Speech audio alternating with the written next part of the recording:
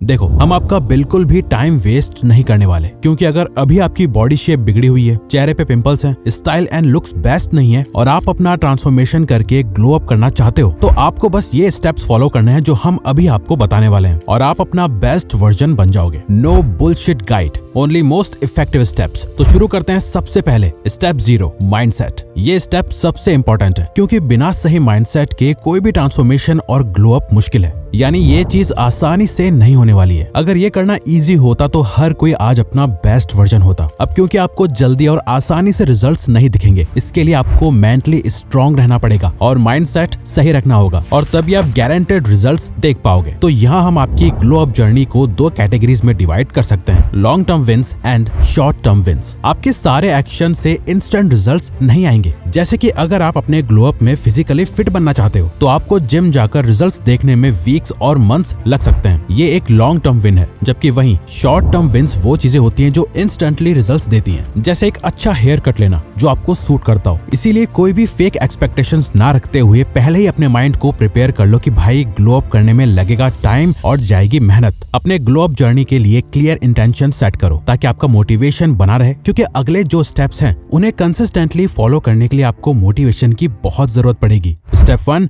Skin glow up. अगर आपके मुंह पर भी एक्ने, पिंपल्स, टैन या पिगमेंटेशन हो रखे हैं, तो ये आपके लुक्स को काफी हद तक डिस्ट्रॉय कर सकता है। हम जो स्किन केयर रूटीन आपको बताने वाले हैं, ये आपकी 95% प्रॉब्लम्स को खत्म कर देगा। इसमें कोई भी फैंसी चीज या फिर बहुत ही महंगी चीज नहीं है। ये एकदम सिंपल और मिनिमलिस्ट रूटीन है। सबसे पहले सुबह उठकर अपना मुंह फेस वॉश से धोना है। फेस वॉश कौन सा ले, ये आप अपने स्किन कॉम्प्लेक्शन के हिसाब से डिसाइड कर सकते हो। जनरली आप कोई भी सिंपल फेस वॉश यूज कर सकते हो। इसका मेन काम बस आपकी स्किन से डर्ट और एक्सेस ऑयल को निकालना है। नेक्स्ट, आपको विटामिन सी सीरम को अपने फेस पर लगाना है। विटामिन सी आपके फेस को एक ब्राइटर लुक देगा और ये आपके स्किन टोन को भी इम्प्रूव करेगा। अगर आपको टैन हो रखा है या फिर डार्क पिगमेंटेशन है, तो विटामिन सी इसे भी फिक्स करेगा। विटामिन सी लगाने के बाद मॉइस्चराइजर लगाएं और कहीं बाहर जाने वाले हैं तो सनस्क्रीन लगाना तो बिल्कुल भी मत भूलना। ये आपके पूरे स्किन केयर का सबसे इम्पोर्टेंट पार्ट है। अगर आप स्किन केयर में बाकी सभी चीजें मिस कर दो और सिर्फ सनस्क्रीन लगाओ, तो इससे आपको अपने फेस पे फर्क दिखना शुरू हो जाएगा। शाम के टाइम पर जब आप स्कूल, कॉलेज या जॉब से वापस आओगे, बस अपना फेस वॉश करना और फेस पे लगाना रेटिनॉल फेस सीरम, और सोने से पहले बस अपना फेस वॉश करके मॉइस्चराइजर लगा लेना और बस सो जाना। ये होगा आपका daily skin care routine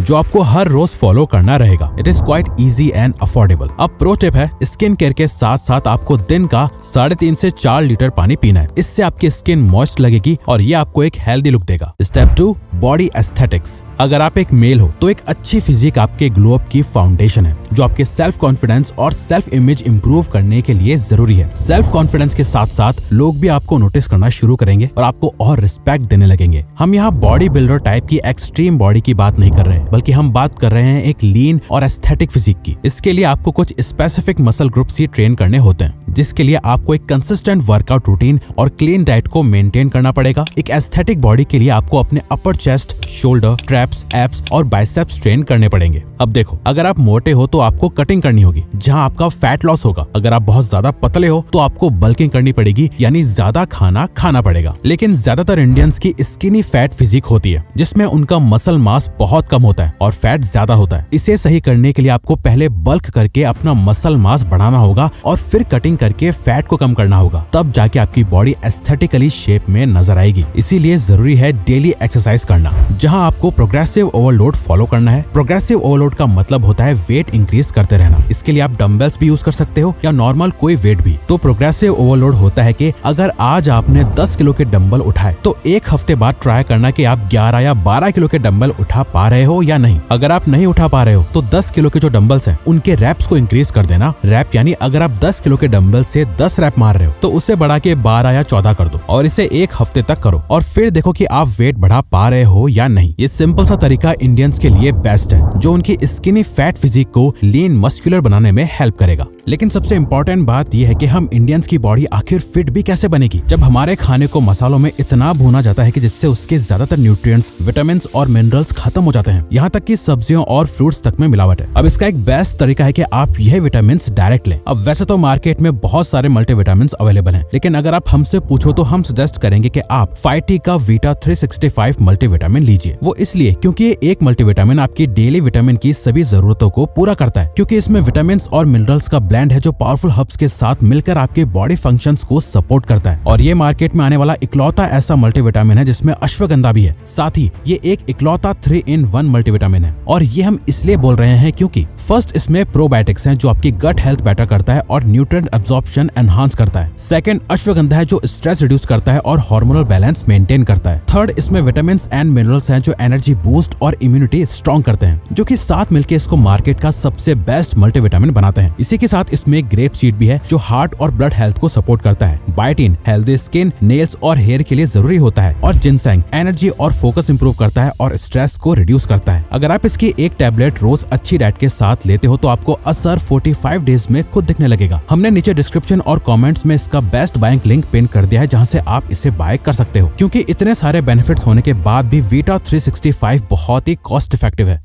step 3, looks and style. अब आते हैं आपके स्टाइल पर। आपके ऊपर क्या अच्छा लगता है और क्या नहीं, ये आपकी बॉडी टाइप, स्किन कॉम्प्लेक्सिटी और पर्सनैलिटी पे डिपेंड करता है। अगर आपकी पर्सनैलिटी एक काम और पीस माइंडेड पर्सन वाली है, रणबीर कपूर जैसे, और आप एक रंग बिरंगे अतरंगी कपड़े पहनने लगो रणवीर सिंह जैसे, तो ये दोनों चीजें मैच नहीं होंगी। हर पर्सन का स्टाइल उसकी पर्सनैलिटी को ही दिखाता है। डिफरेंट स्टाइल्स एक्सप्लोर करें और देखें कौन सा आपको सबसे ज्यादा सूट करता है, चाहे मिनिमलिस्ट, ओल्ड मनी या एजी। आपकी स्टाइल आपकी पर्सनैलिटी को रिफ्लेक्ट करना चाहिए। अब हम आपको एक सीक्रेट बताते हैं कि अपने आप को स्टाइल कैसे करना है। देखो, सबसे पहले रैंडमली जाके कुछ भी शॉपिंग करना बंद करो। जो पसंद आ रहा है वो खरीदने से अच्छा है पहले अपनी एक आउटफिट सोचो। पिंटरेस्ट से या इधर उधर से थोड़ी इंस्पिरेशन लो और कलर थीम सोचो कि क्या वो आपकी स्किन पे अच्छा लगेगा भी या नहीं। टॉप वेयर से शूज तक उस आउटफिट की हर एक चीज की एक लिस्ट बनाओ और फिर जाके उसे खरीदो। ऐसे आप 99% लोगों से ज्यादा अच्छे दिखोगे, क्योंकि आपने रैंडमली कुछ भी नहीं पहना है, बल्कि बहुत सोच समझ कर अपनी आउटफिट क्रिएट करिए। ये आपको ज्यादा स्टाइलिश बनाएगा और आपके लुक्स को और ज्यादा एनहांस करेगा। जरूरी नहीं है कि आप महंगा ही कुछ पहनो, आप सस्ता भी पहनो लेकिन सही पहनो। सिर्फ एक सस्ती ब्लैक टी शर्ट और ब्लू जीन्स में भी लोग अच्छे लगते हैं अगर उनकी पर्सनैलिटी सही हो और उन्होंने अपना ग्लो अप कर लिया हो तो। ऑल्सो आप एसेसरीज भी पहनना स्टार्ट करो जो चीप न लगे, सिंपल और मिनिमलिस्टिक लगे। इसके साथ ही आपके लुक्स को और एनहांस करेंगे आपके बाल। Step 4, right hair style.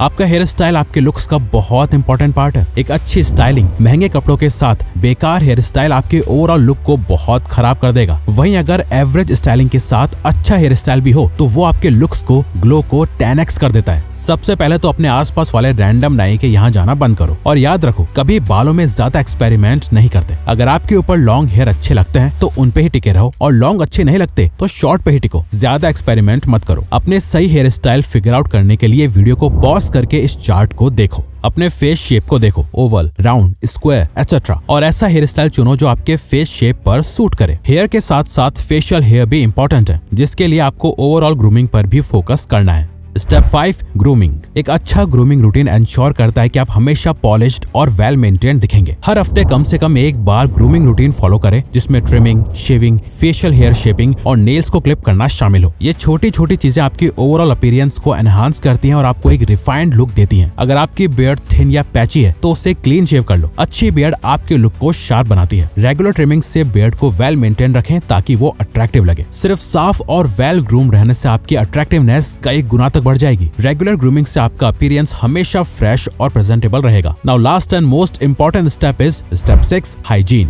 Good hygiene आपके ओवरऑल ग्लो अप का बेसिक फाउंडेशन है। आपने फॉरेन लोगों के कमेंट्स में अगर ये सुना है कि Indians are worst in terms of hygiene, अब ये बात कुछ हद तक सही भी है। हम लोग अपने हाइजीन का इतना ध्यान नहीं देते जितना देना चाहिए, लेकिन अगर आप अपने हाइजीन को अच्छे से मेंटेन रखते हो तो ये आपको भीड़ से स्टैंड आउट करता है। डेली हैबिट्स जैसे ब्रशिंग और फ्लॉसिंग, शावर लेना, डिओड्रेंट और परफ्यूम लगाना। ओरल हाइजीन के लिए सिर्फ ब्रश करना काफी नहीं है। टंग स्क्रैपर, फ्लॉस और माउथ रिंस का इस्तेमाल करें ताकि फ्रेश ब्रेथ बनी रहे। लोगों के आपके पास आने पर गंदी स्मेल नहीं आनी चाहिए। ड्राई लिप्स से बचने के लिए हमेशा अपना टूथब्रश यूज करते हुए ड्राई स्किन को ब्रश करें, फिर मॉइस्चराइजर लगाएं और एक्वाफर या वैसलीन से सील करें। तो अगर आपको ये वीडियो अच्छी लगी तो वीडियो को लाइक और चैनल को सब्सक्राइब करके हमें सपोर्ट करें और बेल नोटिफिकेशन ऑन कर लीजिएगा ताकि आप आने वाली वीडियोस मिस ना कर पाओ। Thank you for watching.